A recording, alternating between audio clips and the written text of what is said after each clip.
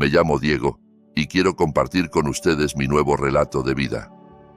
En el proceso de divorcio, Marina entregó todo su patrimonio a su esposo con una calma absoluta, como si fuera lo más natural del mundo, mientras él se reía a carcajadas. Antonio celebraba, convencido de que había doblegado a su esposa después de 15 años de matrimonio. Pero cuando el juez comprendió las verdaderas razones de su gesto, se puso de pie y aplaudió de pie. Así de hábilmente Marina lo superó a quien creía conocerla mejor que nadie. La sala número 7 del Tribunal de Distrito del Centro parecía especialmente sombría en ese día de octubre. La luz tenue de las lámparas fluorescentes iluminaba los bancos de madera desgastados donde se sentaban los participantes del proceso de divorcio. Marina López se mantenía erguida, con las manos cruzadas sobre las rodillas. Su vestido azul oscuro era sencillo y austero. Frente a ella, Antonio se acomodaba en un traje caro de un diseñador italiano. A su lado, su abogado Cruz, conocido en los círculos de la ciudad por su falta de escrúpulos y sus honorarios elevados. La jueza Petra, una mujer de unos 50 años con ojos cansados, revisaba los documentos del caso. A lo largo de su carrera, había presenciado innumerables divorcios, pero este le resultaba particularmente desagradable. Antonio López exigía dejarle a su exesposa solo lo mínimo, argumentando que todo el patrimonio se había adquirido con su dinero, mientras Marina había sido ama de casa. Cuando la jueza leyó las demandas, Marina se levantó y dijo con voz serena: «Renuncio a cualquier reclamo sobre el patrimonio». Sus palabras fueron tan suaves que la jueza pidió que las repitiera. Antonio no pudo contenerse y soltó una carcajada sonora, palmeando el hombro de su abogado. «Te lo dije, se quebraría». Aguantó 15 años, pero al fin entendió con quién se metió. El abogado Cruz pareció desconcertado al principio, pero pronto se recompuso. Guardó con ostentación la gruesa carpeta de documentos que había preparado para probar los derechos de Antonio sobre el patrimonio. «Parece que no necesitaremos demostrar que el apartamento se compró con el dinero de mi cliente». Marina asintió. «No será necesario». Su voz sonaba sorprendentemente tranquila para una mujer que renunciaba al fruto de 15 años de vida en común. La jueza Petra frunció el ceño y preguntó si Marina comprendía las consecuencias de su decisión. Ella asentía metódicamente, confirmando su renuncia a un apartamento de 3 habitaciones en el centro de la ciudad, valuado en 8 millones de pesos. Luego, con la misma serenidad, rechazó la casa de campo en las afueras, el auto BMW y los ahorros conjuntos por 5 millones de pesos. Cada renuncia la firmaba con pulso firme, como si se tratara de trámites rutinarios de oficina. Antonio no disimulaba su júbilo. Sacó su teléfono y empezó a escribir mensajes allí mismo en la sala. Marina alcanzó a ver el texto de reojo. «En 1 hora celebramos». La tonta lo dio todo. El destinatario era una tal Alana, y por la sonrisa tierna de Antonio mientras tecleaba, era evidente que no se trataba de asuntos laborales. Marina solo esbozó una leve sonrisa al observarlo.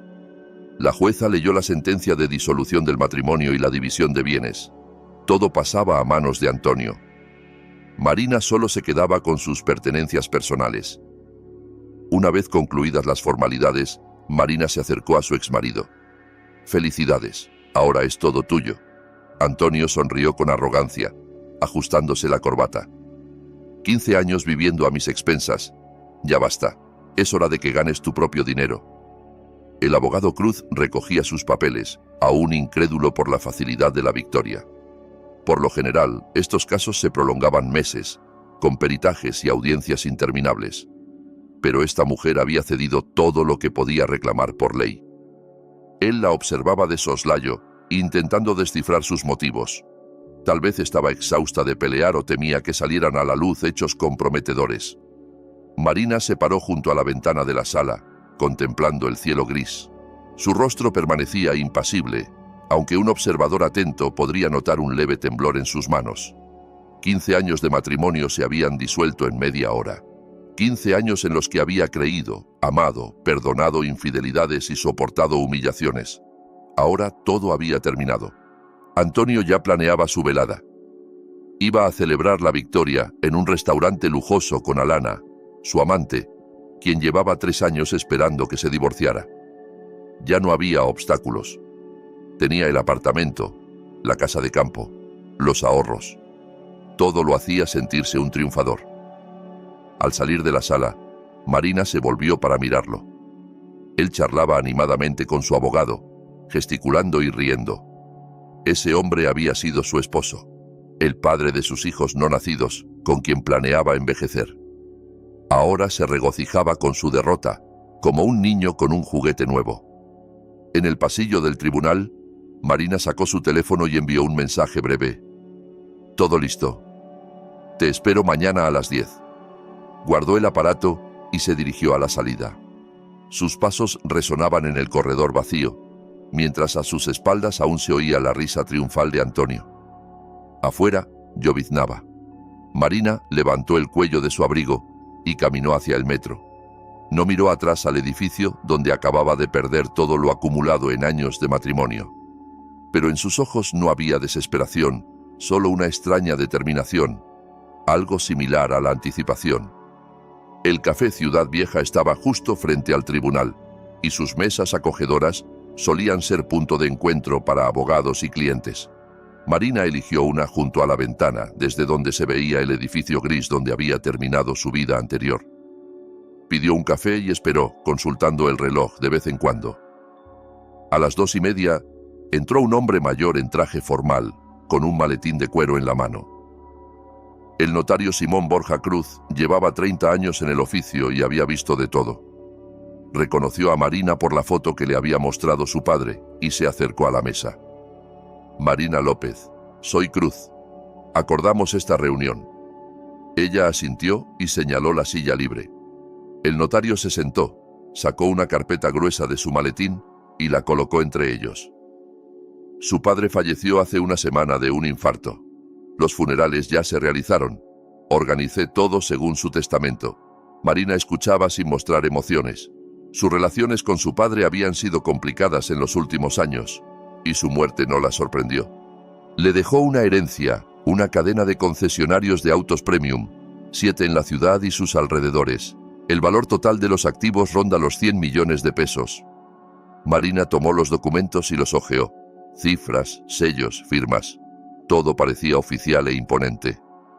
«Hay algo más», dijo el notario, sacando un sobre sellado. Una carta escrita por su padre un día antes de morir. Pidió que se la entregara en persona. Marina tomó el sobre. Sus dedos temblaron ligeramente al abrirlo. La letra de su padre era familiar desde la infancia, aunque ahora menos firme. «Hija, perdóname por estos años de silencio. Sé que pensaste que te di la espalda después de tu matrimonio, pero la verdad es que Antonio me chantajeaba». Marina levantó la vista de la carta y miró por la ventana, donde la lluvia persistía. El notario esperaba pacientemente, sorbiendo su té. «Hace 3 años tu esposo vino a mi oficina. Dijo que sabía de mis problemas fiscales y que podía arreglar una auditoría que arruinaría mi negocio. Exigía que cortara todo contacto contigo, no llamarte, no invitarte a casa.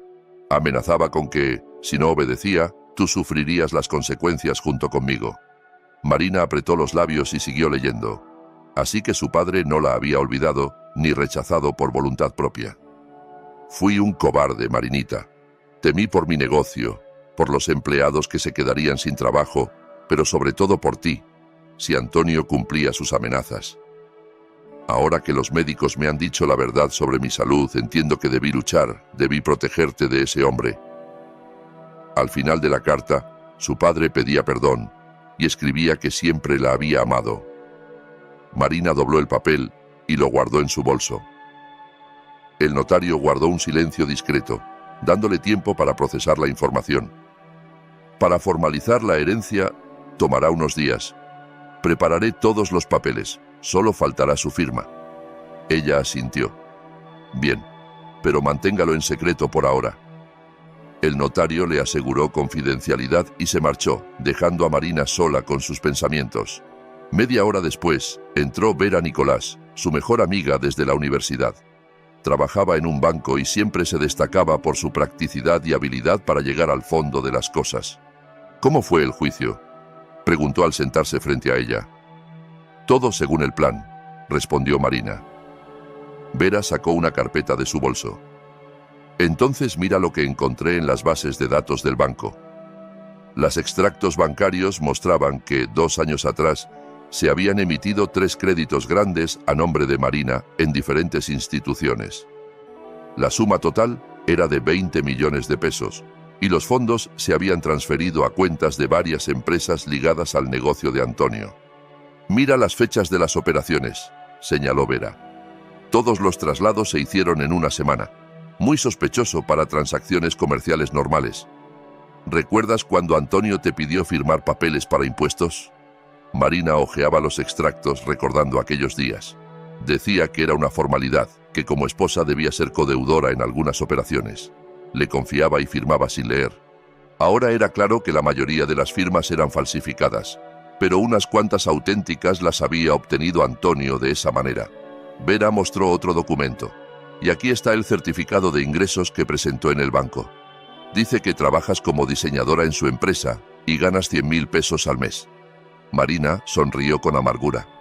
Nunca trabajé en su compañía. Siempre decía que la esposa debía ocuparse del hogar. Así que el certificado de ingresos también era falso. Entró al café un hombre de mediana edad con un abrigo oscuro. Era el detective Iván Valdez, a quien Marina había contratado un mes antes. Se sentó a su mesa y colocó en silencio un sobre con fotografías. Todo como sospechaba, dijo en voz baja. El romance dura al menos 3 años. Le alquila un departamento en el centro. Paga 50.000 pesos al mes. Las fotos mostraban a Antonio con una joven rubia en diversos lugares. Restaurantes, teatros, escapadas al campo. En algunas se besaban, en otras caminaban del brazo, luciendo como una pareja feliz. Los fondos para el alquiler vienen de la misma cuenta donde entraron los créditos, agregó el detective. Es decir, mantenía a su amante con tus deudas. Marina examinaba las imágenes con rostro impasible. Vera le puso una mano en el hombro. ¿Lo sabías todo este tiempo? ¿Lo sospechabas? Pero una cosa es sospechar y otra ver las pruebas. El detective sacó más papeles. Hay otros detalles interesantes. Alana Serrano, 28 años, trabaja como administradora en un salón de belleza. No tiene deudas, pero tampoco ingresos notables. Entonces contaba con Antonio para su bienestar, comentó Vera. El detective asintió. Por su correspondencia, que logré obtener, ella le exigía el divorcio desde hace tiempo. Prometía casarse con él en cuanto se liberara. Marina guardó las fotos en su bolso. Ahora obtendrá lo que soñaba. El detective le dio otro sobre.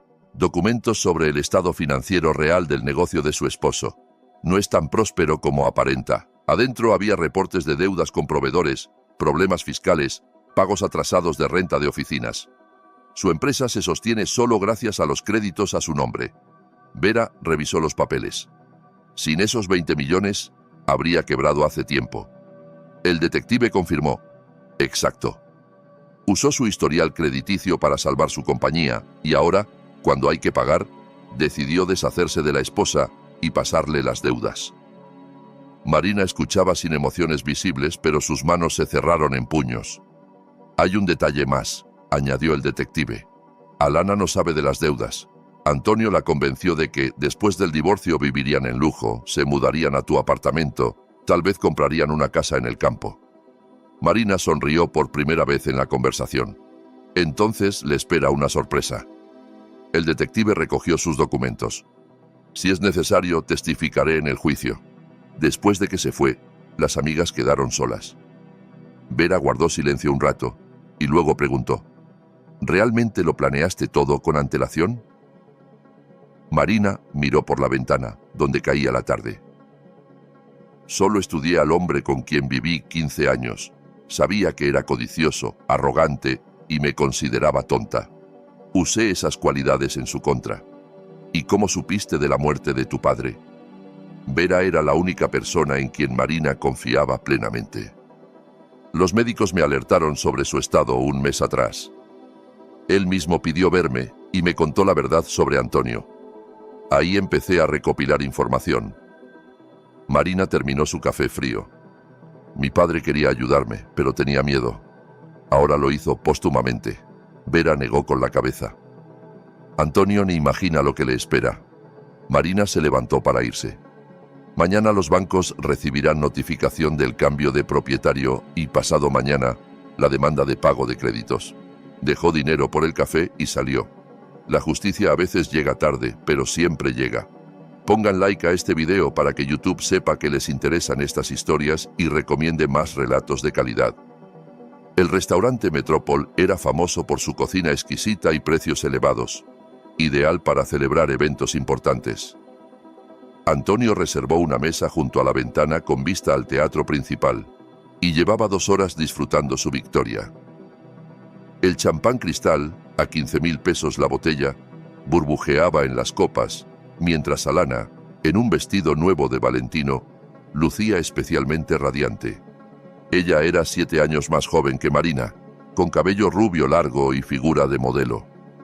«No puedo creer que haya sido tan fácil», decía Alana, mordiendo una ostra. 3 años esperando, y ella simplemente lo cedió todo.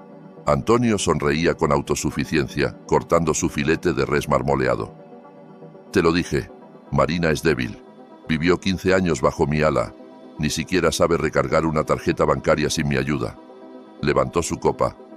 «Por nuestra nueva vida, cariño». Alana se acercó y le puso una mano en el hombro. «Mañana mismo empezamos la remodelación del apartamento. Ya encontré un diseñador. Lo hará en estilo loft. 1 millón debería bastar para la primera etapa». Antonio asintió sin pensar en el costo.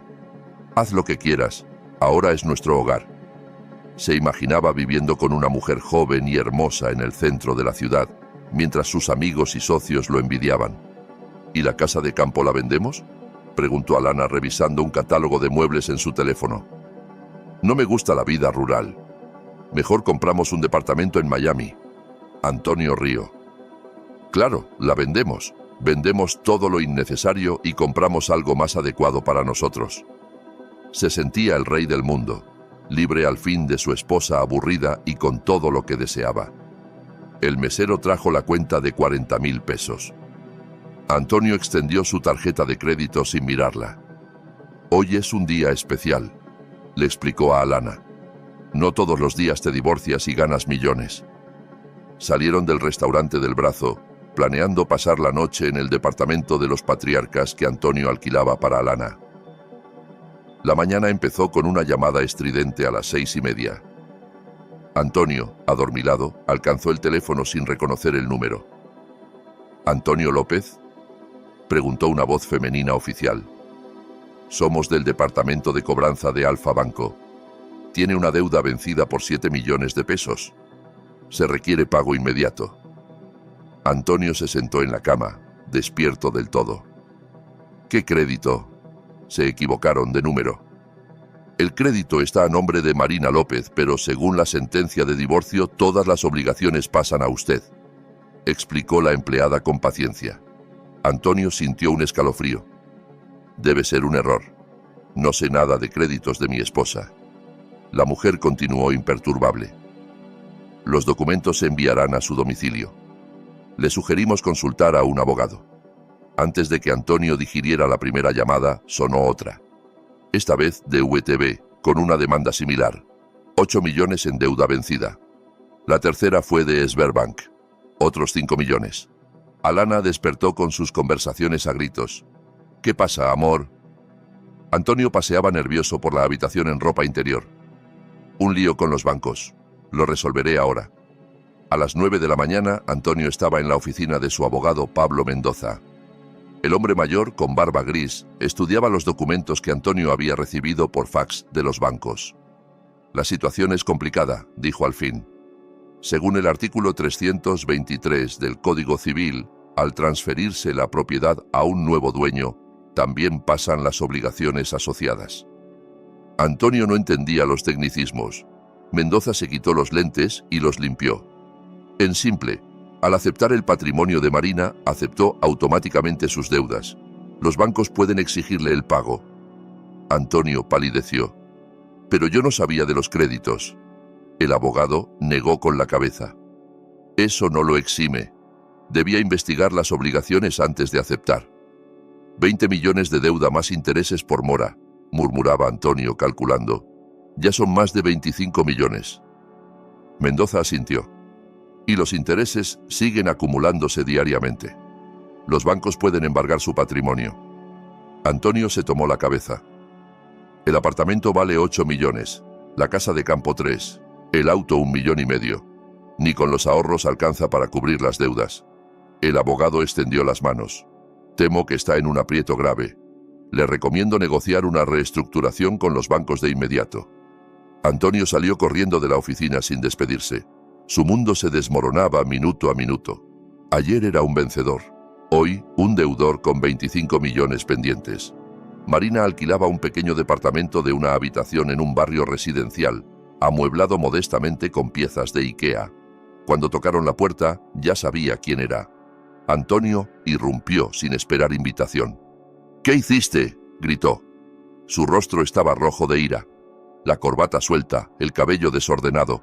Marina se sentó tranquilamente en la mesa de la cocina, sorbiendo té de una taza simple. «Siéntate», le ofreció, señalando una silla. «¿Quieres té?». «¿Qué té?». «¿Tomaste créditos por 20 millones? ¿Cuándo? ¿Por qué?». Marina dejó la taza con lentitud.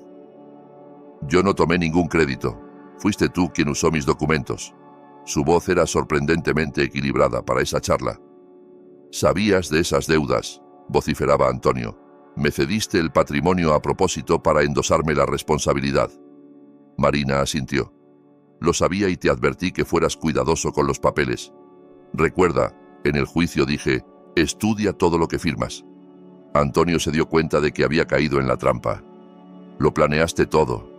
«Solo aproveché tu codicia», replicó Marina. «Estabas tan ansioso por quedarte con mi patrimonio que no te molestaste en verificar si venía con obligaciones». Se levantó y se acercó a la ventana. «Ahora discúlpame, tengo que ir a trabajar». Antonio la tomó del brazo. «¿Qué trabajo?». «Eres ama de casa». Marina se liberó. «Lo era. Ahora tengo asuntos más importantes». Esa noche, Alana recibió a Antonio en el departamento de los patriarcas con furia. Se enteró de las deudas por una amiga que trabajaba en un banco.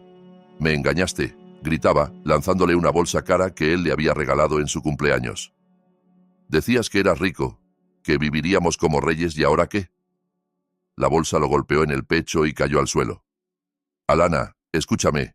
Son problemas temporales», se defendía Antonio. «Encontraré una salida, venderé el negocio, pagaré las deudas». Alana reía histéricamente. «¿Qué negocio?». «Ya sé que tu empresa pende de un hilo. Mi hermano trabaja en Hacienda. Lo averiguó todo. Empezó a empacar sus cosas. 3 años esperando que te divorciaras, y resulta ser un quebrado». «No te vayas», suplicaba Antonio. Pero Alana fue inflexible. «Busca otra tonta», le espetó al dirigirse a la puerta. «No pienso vivir con un deudor». La puerta se cerró de golpe, dejando a Antonio solo en el departamento que ya no podía costear. Se sirvió un whisky y se sentó junto a la ventana, tratando de entender cómo todo había salido mal. El teléfono no paraba de sonar. Los bancos exigían pago inmediato, amenazaban con embargos. Socios comerciales preguntaban si era cierto que tenía problemas financieros. Alana no respondía llamadas ni mensajes. El mundo que ayer parecía perfecto se derrumbaba ante sus ojos. Antonio comprendió que Marina lo había superado. Ella resultó más inteligente, astuta y calculadora de lo que imaginaba. 15 años la vio como una simple ama de casa, pero ella lo estudiaba, planeando su revancha. Ahora pagaba por años de humillaciones, infidelidades y desprecios. A las 3 de la madrugada, Antonio aún estaba junto a la ventana con la botella de whisky. La ciudad brillaba con luces, pero para él ya no era acogedora. Mañana empezaría una nueva vida, la de un deudor que lo perdió todo por su arrogancia. Marina había ganado la primera ronda, pero el juego no había terminado. Si les gustó este relato, suscríbanse al canal para no perderse nuevos videos. El procedimiento de cobro inició con la frialdad metódica de la maquinaria bancaria. El lunes por la mañana los ejecutores judiciales congelaron todas las cuentas de Antonio. El martes embargaron el apartamento en el centro. El miércoles la casa de campo. El BMW X5, del que tanto se enorgullecía, fue remolcado del estacionamiento de su oficina ante los ojos de sus empleados. Para el viernes, todo su patrimonio estaba en subasta por deudas, y la suma total, con intereses y multas, había crecido a 28 millones de pesos.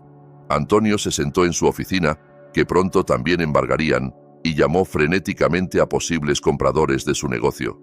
«Oye, Víctor, necesito vender la empresa urgentemente», decía intentando sonar calmado. «Buen precio, podemos negociar». Del otro lado, silencio. Luego la respuesta: «Antonio, oí de tus problemas. Lo siento, pero no es momento para tratos así». El tercer comprador potencial aceptó reunirse, pero tras revisar los documentos, rechazó rotundamente. «Tienes irregularidades fiscales por 2 millones, deudas ocultas con proveedores por otro 1,5 millones», explicó. «Más riesgos de reputación. ¿Quién querría comprar una empresa que mañana podría estar bajo investigación?». Antonio objetaba, pero el empresario ya se iba. «Busca otro comprador. No necesito estos líos». Al final de la semana, era claro que vender el negocio era imposible. Los rumores sobre sus finanzas se extendieron como reguero de pólvora en los círculos empresariales. Los bancos endurecieron sus demandas. Los socios exigían pagos anticipados. Los empleados buscaban nuevos trabajos. La compañía que había construido en 10 años se desintegraba ante él. Marina accedió a reunirse en un lugar neutral, la sala de conferencias de la firma legal Justicia y Socios. Llegó acompañada de su abogada, una mujer elegante de unos 45 años en traje costoso. Antonio trajo a Mendoza, quien parecía abatido, y se secaba las manos sudorosas con un pañuelo. El ambiente era tenso, como antes de una tormenta. «Marina, acepto cualquier condición», empezó Antonio apenas se sentaron al largo mesa. «Dime qué quieres y lo haré». Su voz temblaba de desesperación. Marina se mantenía erguida, con las manos sobre la mesa, mirándolo sin emoción. «¿Qué propones exactamente?», preguntó con tono equilibrado. Antonio se inclinó hacia adelante. «Te devuelvo todo. El apartamento, la casa de campo, el dinero. Encontraré cómo pagar a los bancos». La abogada de Marina sonrió irónica. «El patrimonio ya está embargado. Su cliente no puede disponer de él». Mendoza asintió. «Es cierto. Los bancos no aceptarán devoluciones sin pago total de la deuda». «Entonces conseguiré dinero», insistía Antonio. «Venderé el negocio. Pediré prestado a amigos, pero pagaré hasta el último centavo». Marina negó con la cabeza. «Nadie comprará tu negocio, y tus amigos ya te dieron la espalda». Sus palabras sonaron como una sentencia. Antonio se dio cuenta de que ella sabía todo sobre su situación desesperada. De pronto, saltó de la silla y se arrodilló ante Marina. «Perdóname, fui un idiota, no te valoré». Lágrimas corrían por sus mejillas, su voz se quebraba. «Lo devolveré todo, lo juro. Dame una oportunidad de arreglarlo». Los abogados se miraron. Escenas así eran raras en su práctica. Marina observaba al hombre arrodillado sin compasión. «Es tarde, Antonio», dijo en voz baja. «Tú elegiste este camino hace 15 años». Se levantó de la mesa. «Cuando me engañabas con secretarias y clientas, cuando me humillabas frente a amigos, cuando falsificabas mi firma para los créditos». Antonio intentó tomarla de la mano, pero ella se apartó. «Pensabas que era tonta y nunca descubriría la verdad». «Pero te amaba», gritaba Antonio, aún de rodillas. Marina se detuvo en la puerta. «Solo te amabas a ti mismo y ahora recibes lo que mereces». Salió sin mirar atrás. Antonio quedó en el suelo, sabiendo que su última esperanza se había evaporado.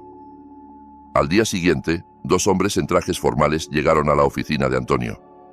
«Comité de investigación», se presentó el mayor, mostrando su credencial. «Antonio López, se le acusa de fraude en gran escala». Antonio sintió que el suelo se abría. «¿Qué fraude?». El investigador sacó una carpeta. «Falsificación de firmas para obtener créditos por 20 millones de pesos». «Mi esposa firmó esos papeles», se defendió Antonio. El investigador negó. «Tenemos el peritaje grafológico. 17 de 20 firmas son falsas». Mostró certificados médicos. En las fechas de los créditos, su esposa estaba en el hospital cuidando a su madre enferma. Hay testigos. Antonio comprendió que Marina se había preparado a fondo. recopiló todas las pruebas de sus delitos y esperó el momento oportuno. «Puede acompañarnos voluntariamente o usaremos la fuerza», ofreció el investigador. Antonio asintió, reconociendo la futilidad de resistir. Sus sueños de libertad y riqueza se habían desvanecido por completo. La noticia del arresto de Antonio se propagó rápidamente en los círculos empresariales. Socios que ayer lo llamaban amigo, ahora negaban cualquier vínculo con él. «Siempre sospeché que algo andaba mal», decía Miguel Pérez, con quien Antonio había trabajado 5 años. «Los honestos no se enriquecen tan rápido». Ordenó excluir la empresa de Antonio de todos los proyectos conjuntos. Igor Vargas, su supuesto mejor amigo, evitaba a los periodistas. «Éramos conocidos solo por trabajo», declaró a un reportero de un diario económico. «Nada de relaciones cercanas». Cuando le recordaron vacaciones y fiestas compartidas, Vargas cortó la charla sin comentarios. Los empleados de la compañía de Antonio encontraban nuevos puestos uno a uno. Olga, la secretaria que había sido una de sus amantes, se unió a una firma rival y contaba detalles jugosos a sus nuevos colegas. Se creía irresistible, reía durante el almuerzo corporativo. Pero era un mujeriego común con ego inflado. Alana, meanwhile, buscaba activamente un nuevo pretendiente. Aparecía en eventos sociales con diferentes hombres, contando a todos que afortunadamente había visto la verdadera cara de Antonio a tiempo. En una fiesta de conocidos mutuos, conoció a Daniel Andrade, principal competidor de Antonio en el sector de la construcción. «Siempre dije que López era un aventurero», afirmaba Andrade sirviéndole champán. «La gente decente no hace negocios así». Alana asentía, olvidando sus 3 años con el aventurero. «Tiene toda la razón, lo intuí desde el principio». Al final de la noche, intercambiaron números, y un mes después, Alana planeaba con él unas vacaciones en Turquía.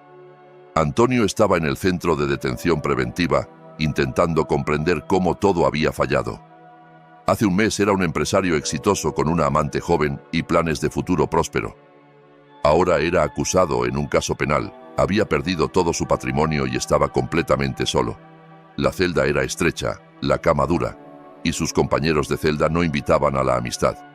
El abogado Mendoza lo visitaba semanalmente, siempre con malas noticias. «El caso es serio», decía, hojeando los expedientes. El peritaje confirmó las falsificaciones. Los bancos entregaron todos los documentos. Los testigos declaran en su contra.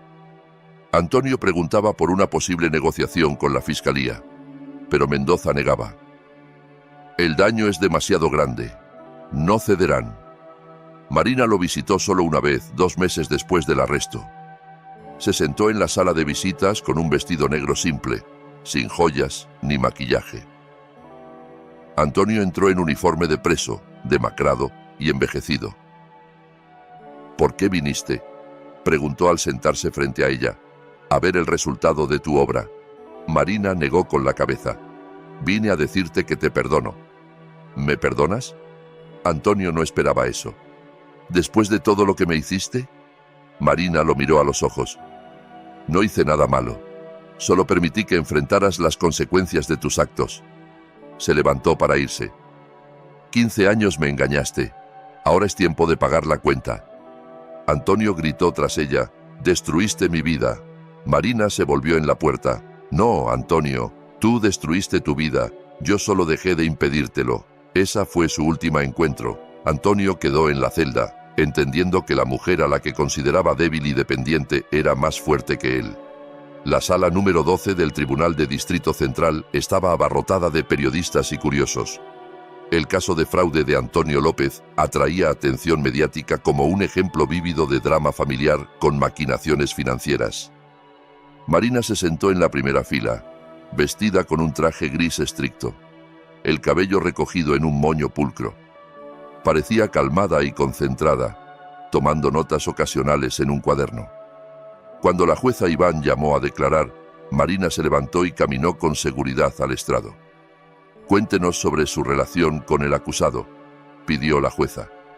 Marina tomó el micrófono y habló con voz clara. «Estuvimos casados 15 años. Confiaba plenamente en él para todos los asuntos financieros». Su voz no vacilaba. Las palabras fluían con precisión y convicción. Antonio me pedía firmar documentos variados, diciendo que eran necesarios para el negocio, continuó.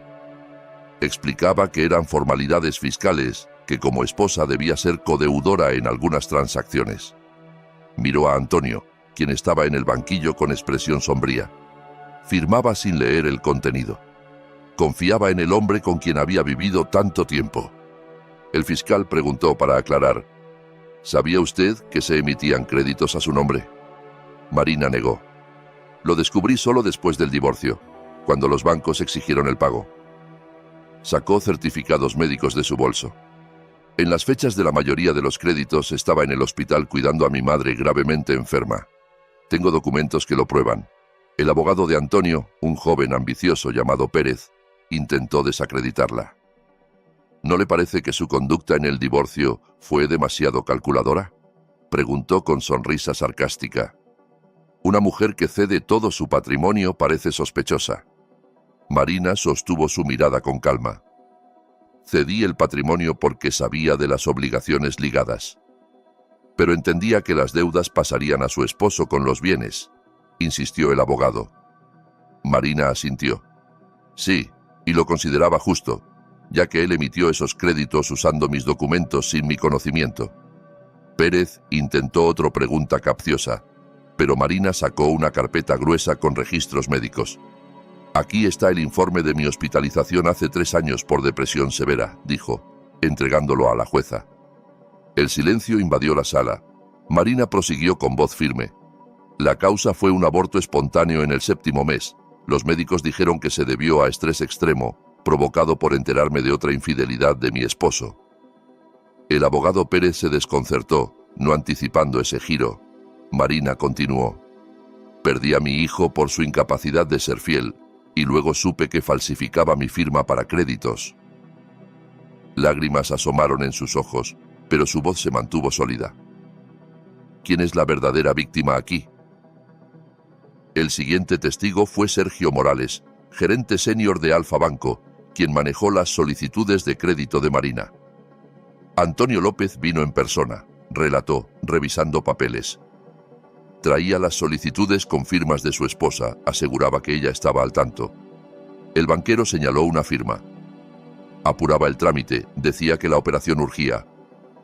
¿No dudaron de la autenticidad de las firmas?, preguntó el fiscal. Morales extendió las manos. Teníamos muestras de pasaporte, coincidían. Más el certificado de ingresos de la esposa, indicando que trabajaba en la empresa de él. Miró a Antonio. El acusado era muy persuasivo, se presentaba como un esposo atento que dirigía un negocio familiar. El experto grafólogo confirmó que 17 firmas eran falsas. La imitación es bastante buena, explicó, mostrando fotos ampliadas, pero bajo el microscopio se ven trazos inseguros, pausas en la pluma, correcciones. 3 firmas eran genuinas, las que Marina puso confiando en su esposo. Antonio tuvo la palabra para su explicación final. Se levantó, visiblemente más delgado y envejecido tras un mes de investigación. Admito mi culpa, dijo con voz ronca. Sí, falsifiqué firmas de mi esposa, pero no por avaricia, sino para salvar el negocio y preservar empleos. Su voz temblaba. No quise engañar a nadie, solo estaba en una situación difícil. ¿Por qué no le pidió ayuda a su esposa?, preguntó la jueza Iván. Antonio bajó la cabeza. Temía que no entendiera. Marina está lejos del mundo de los negocios. No quería preocuparla. El fiscal comentó sarcástico, pero no temió cargarla con 20 millones en deudas. Antonio no supo qué responder. La jueza se retiró a deliberar, y la sala quedó en tensa espera. Periodistas especulaban sobre el veredicto, abogados debatían apelaciones. Marina permanecía inmóvil, mirando por la ventana donde caía una lluvia fina otoñal. Vera, que había venido a apoyarla, preguntó en voz baja, ¿cómo te sientes? Marina tardó en responder. Vacía, como si cerrara la última página de un libro largo y triste. 1 hora después, la jueza regresó y comenzó a leer la sentencia. El tribunal declara culpable a Antonio López de fraude en gran escala. Antonio se cubrió el rostro con las manos. Considerando la admisión de culpa, el arrepentimiento y la ausencia de antecedentes, se impone una pena de 2 años de libertad condicional. El abogado Pérez suspiró aliviado. Podía ser peor. Se obliga al condenado a resarcir el daño a los bancos en su totalidad, continuó la jueza. La suma es de 28 millones de pesos, incluyendo intereses y multas. Antonio sabía que eso significaba ruina total y años de pobreza.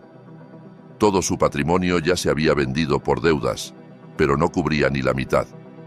Inesperadamente, la jueza Iván se puso de pie y aplaudió mirando a Marina. Por la lección de justicia, dijo en voz alta, por mostrar que nadie puede engañar impunemente, especialmente a quienes confían en nosotros. La sala estalló en aplausos. Cámaras de fotos chasqueaban. Nadie había visto a una jueza actuar así. Antonio se levantó del banquillo y gritó a Marina: «¡Lo planeaste todo!». «Me tendiste una trampa». Su voz se quebraba de rabia y desesperación. Marina se volvió lentamente hacia él. «No, Antonio, solo te conocía mejor de lo que creías». Sus palabras fueron calmadas, sin gloating ni triunfo. 15 años estudié tu carácter, prosiguió sin alzar la voz. Sabía que eras codicioso, arrogante, y me veías como tonta. Usé ese conocimiento para protegerme. Antonio intentaba replicar, pero los guardias ya se acercaban. Recibiste exactamente lo que merecías, añadió Marina. Ni más ni menos. Cuando lo llevaron, Marina salió del tribunal rodeada de periodistas. ¿Qué siente ahora?, preguntaban. ¿Planeó la venganza con anticipación? Marina se detuvo en las escaleras.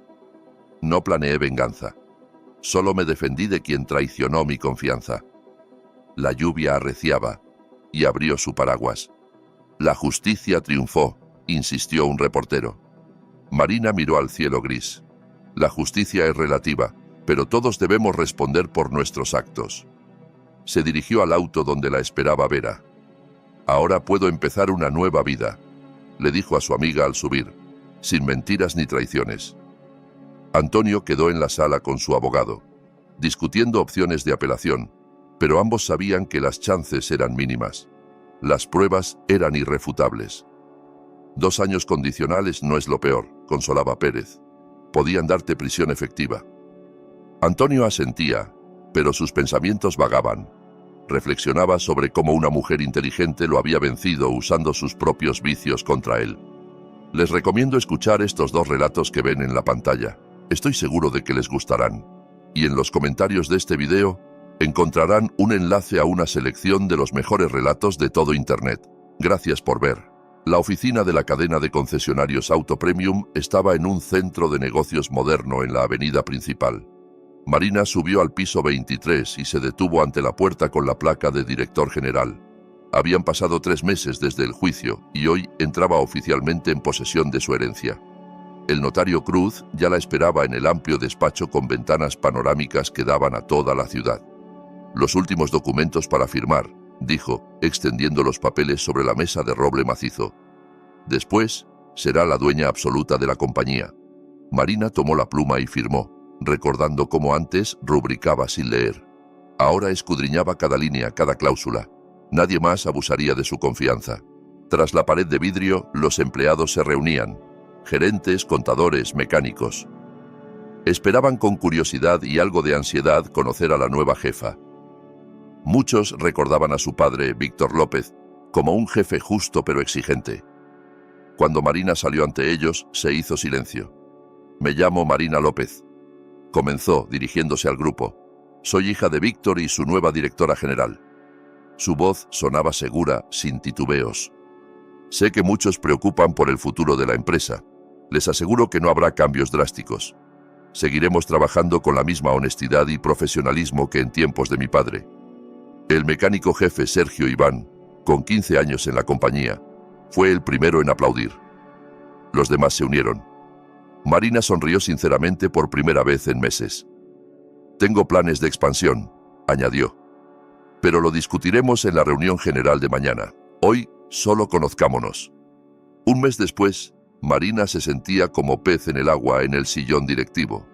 Los años observando a Antonio le habían enseñado más sobre procesos empresariales de lo que imaginaba. Implementó un nuevo sistema de incentivos para empleados. Mejoró relaciones con proveedores. Lanzó una campaña publicitaria. Las ganancias crecieron 30% en su primer trimestre. Una tarde, Vera llegó a su oficina con una botella de champán. «Felicidades por el éxito», dijo, abrazándola. «Tu padre estaría orgulloso». Se sentaron en el despacho, bebiendo y contemplando las luces de la ciudad vespertina. «Sabes, pienso abrir un fondo de caridad», confesó Marina. «Quiero ayudar a mujeres en situaciones difíciles como la mía». «Gran idea», apoyó Vera. «¿Cómo lo llamarás?» Marina reflexionó. «Fondo Elena López, en honor a mi madre. Siempre decía que una mujer debe ser fuerte e independiente». 2 meses después, el fondo se registró oficialmente, y su inauguración fue un evento en los círculos filantrópicos de la ciudad. La ceremonia se realizó en uno de los mejores hoteles. Asistieron empresarios prominentes, políticos, medios. Marina dio un discurso sobre la importancia de apoyar a mujeres en crisis. «Cualquiera puede llegar al borde del abismo», dijo al micrófono.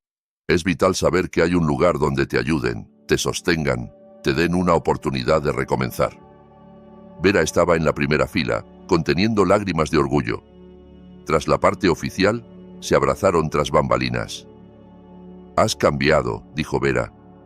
«Eres más fuerte, más segura». Marina asintió. «Tuve que hacerlo, la vida me enseñó». Se miró en el espejo, ajustando su peinado. «A veces hay que perderlo todo para encontrar tu verdadero yo». Mientras tanto, en el otro extremo de la ciudad, Antonio terminaba su jornada en la oficina de la constructora Edífica. Trabajaba como gerente de ventas común, ganaba 40.000 pesos al mes y alquilaba un departamento de una habitación en un barrio periférico. Sus ex amigos y socios cruzaban la calle al verlo. Su reputación en el mundo de los negocios estaba arruinada para siempre. Sus colegas en el nuevo empleo lo trataban con recelo. Todos conocían la historia del fraude, y nadie quería acercarse a quien había traicionado a su propia esposa. Si engañó a quien más confiaba en él, ¿qué nos hará a nosotros?, murmuraban a sus espaldas. Antonio oía esos chismes y sabía que su vida anterior había terminado. Alana, por su parte, preparaba su boda con Daniel Andrade. Elegía vestido en el salón más caro de la ciudad. Planeaba luna de miel en Italia. Reservaba banquete en el restaurante Metropol, el mismo donde celebró con Antonio. «Al fin encontré un hombre de verdad», les decía a sus amigas. «Confiable, exitoso, que no miente». La boda fue a fines de primavera, y todos los círculos empresariales hablaban de la fastuosa fiesta. Alana lucía feliz en su vestido blanco de Vera Wang, y Andrade satisfecho. Antonio se enteró por redes sociales y pasó la noche en un bar, ahogando penas en cerveza barata. El barman sacudía la cabeza con lástima, oyendo sus desahogos ebrios. En otoño, en uno de los colegios de la ciudad, se realizó una reunión de exalumnos de 20 años atrás. Marina dudó en ir, pero Vera la convenció. «Muéstrales quién eres ahora», insistió. Marina eligió un vestido negro elegante de Chanel, con maquillaje y peinado profesional. En el espejo veía a una mujer exitosa y confiada. En el auditorio se reunieron antiguos compañeros. Algunos eran médicos, otros maestros, otros empresarios. Todos miraban a Marina con interés. La recordaban como una chica callada y modesta. Ahora irradiaba fuerza interior y dignidad. «Marina, luces increíble», decían las excompañeras. «Cuéntanos de tu vida».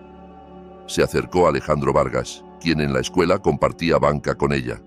Ahora era un cardiólogo reconocido, pero sonreía con la misma timidez. «¿Me recuerdas, Marina?», preguntó. «Claro, Alex», respondió cálidamente. «Oí que eres un médico famoso». Él se sonrojó como en aquellos días. «Y tú una empresaria exitosa. Leí sobre ti en los periódicos». Cuando sonó una balada lenta, Alejandro reunió valor. «¿Bailas conmigo, Marina?». Ella aceptó y salieron a la pista improvisada.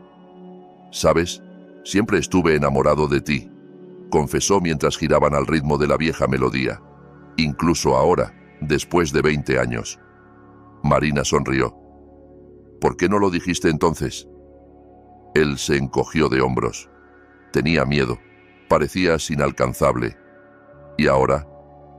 Ahora sé que la vida es corta y hay que expresar los sentimientos, respondió Alejandro. Marina sintió un calor naciente en su corazón. Tras años de dolor y decepción, estaba lista para creer en el amor de nuevo. «¿Nos vemos para un café?», propuso él. «Con gusto», accedió ella. Un año después, Marina estaba en el balcón de su penthouse en el centro, comprado con ganancias de los concesionarios. La ciudad se extendía abajo, centelleando con millones de luces. Sostenía una copa de buen vino, reflexionando sobre lo vivido. El fondo de caridad había ayudado a cientos de mujeres. El negocio florecía, su vida personal se arreglaba. Una joven entró al balcón. Ana, estudiante de la universidad, a quien Marina había adoptado a través del fondo. La chica quedó huérfana a los 15, y Marina la ayudó con su educación. «¿Estás feliz, mamá?», preguntó Ana, abrazándola. Marina pensó en la respuesta. «La felicidad es compleja. Soy libre», dijo al fin. «Y eso vale más que cualquier felicidad». Ana no entendió del todo, pero asintió. Marina siguió contemplando la ciudad, donde en algún rincón Antonio vivía en su departamento modesto, Alana celebraba su aniversario y otras mujeres sufrían traiciones y dolor. Pero ella ya no era una de ellas. El viento agitaba su cabello, y Marina sonrió. Mañana tenía una reunión clave con inversionistas. Pasado, un remate benéfico. El fin de semana, una cita con Alejandro. La vida rebosaba de planes y oportunidades. Ya no dependía de nadie. No esperaba permiso para ser feliz. La libertad, en verdad,